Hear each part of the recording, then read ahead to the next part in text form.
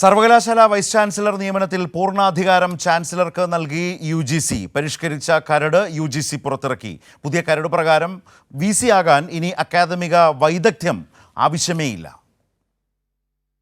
സർവകലാശാല VC നിയമനങ്ങളെ ചൊല്ലിയുള്ള governor സർക്കാർ പോരുകൾ രൂക്ഷമായ സാഹചര്യത്തിലാണ് പുതിയ കരട് ചട്ടം UGC പുറത്തിറക്കിയത്.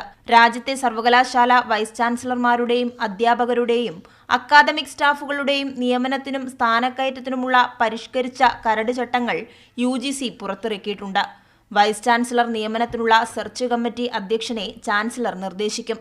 രണ്ടാമത്തെ അംഗത്തെ UGC ചെയർമാൻ നാമനിർദ്ദേശം ചെയ്യും. Syndicate, senate, executive council, board of management എന്നിങ്ങനെയുള്ള സമിതികൾക്ക് മൂന്നാമത്തെ അംഗത്തെ നിർദ്ദേശിക്കാമെന്നും കരട് വ്യവസ്ഥ ചെയ്യുന്നു.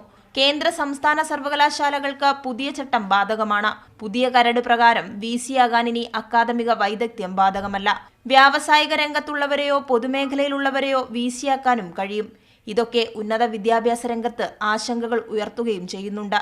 കൈരളി ന്യൂസ്, ദില്ലി.